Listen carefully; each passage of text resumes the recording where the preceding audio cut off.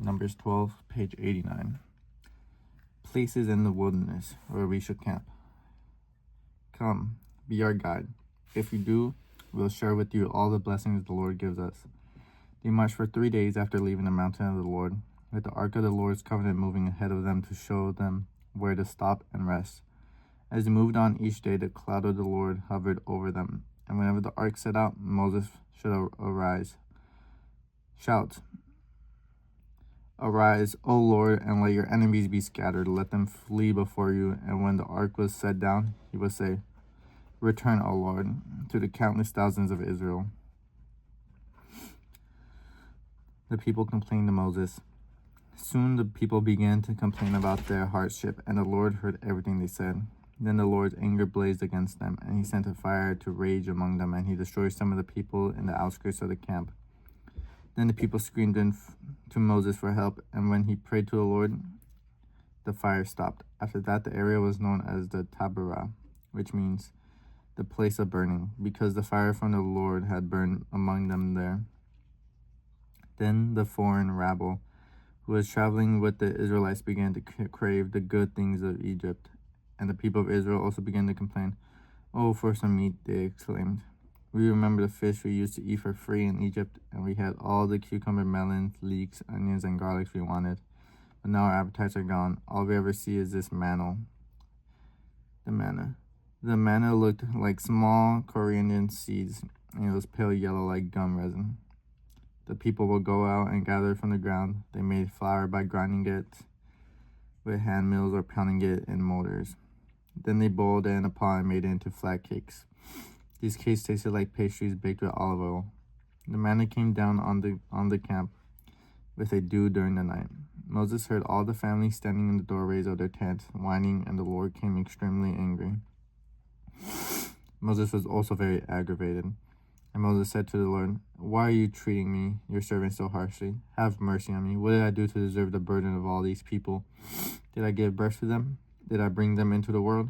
Why did you tell me to carry them in my arms like a mother carries a nursing baby? How can I carry them to the land you stored to give their ancestors? Where am I supposed to get meat for all these people? They keep whining to me, saying, 'Give us meat to eat.' I can't carry all these people by myself. This load is far too heavy. If this is how you intend to treat me, just go ahead and kill me. Do me a favor and spare me this misery."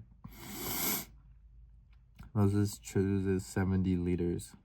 Then the Lord said to Moses, "Gather before me 70 men who are recognized as elders and leaders of Israel. Bring them to the tabernacle to stand there with you. I will come down and talk to you there. I will take some of the spirit that is upon you, and I will put the spirit upon them also. They will bear the burden of the people along with you, so you will not have to carry it alone. And say to the people, 'Purify yourselves, for tomorrow you will have meat to eat.' You are whining, and the Lord heard when you cried, 'Oh, for some meat.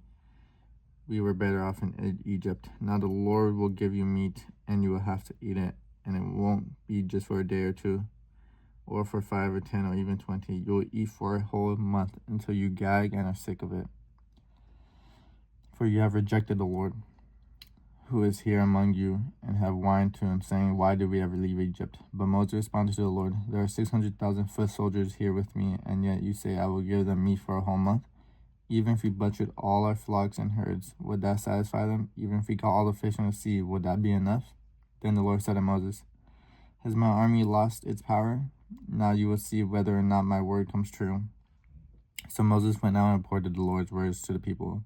He gathered in 70 elders and stationed them around the tabernacle. And the Lord came down in the cloud and spoke to Moses. Then he gave the 70 elders the same spirit that were upon Moses. And when the spirit rested upon them, they prophesied, but this never happened again. 2 men, Eldad and Medad, had stayed behind in the camp. They were listed among the elders, but they had not gone out to the tabernacle. Yet the Spirit rested upon them as well. So they prophesied there in the camp. A young man ran and reported to Moses, "Eldad and Medad are prophesying in the camp." Joshua, son of Nun, who had been Moses' assistant since his youth, protested, "Moses, my master, make them stop." But Moses replied, "Are you jealous for my sake? I wish that all the Lord's people were prophets, and that the Lord will put his spirit upon all of them." Then Moses returned to the camp of the elders of Israel. The Lord sends quail. Now the Lord sent a wind that brought quail from the sea and let them fall all around the camp for miles in every direction. There were quail flying around 3 feet above the ground. So the people went out and caught quail all that day and throughout the night, and all the next day too. No one gathered less than 50 bushels. They spread the quail all around camp to dry, but while they were gorging themselves on the meat, while it was still in their mouths, the anger of the Lord blazed against the people, and he struck them with a severe plague. So that place was called Kibroth Hattaavah, which means graves of gluttony, because they buried the people who had craved meat from Egypt from Kibroth Hattaavah. The Israelites traveled to Hazeroth, where they stayed for some time. The complaints of Miriam and Aaron. While they were at the Hazeroth, Miriam and Aaron criticized Moses because he had married a Cushite woman. They said, "Has the Lord spoken only through Moses? Has he spoken through us too?" But the Lord heard them. Now Moses was very humble, more humble than any other person on earth. So immediately the Lord called to Moses, Aaron, and Miriam, and said, "Go out to the tabernacle, all 3 of you." So 3 of them went to the tabernacle. Then the Lord descended in the pillar of cloud and stood at the entrance of the tabernacle. Aaron and Miriam, he called, and they stepped forward. And the Lord said to them, "Now listen to what I have to say. If there are prophets among you, I, the Lord, will reveal myself in visions. I will speak to them in dreams."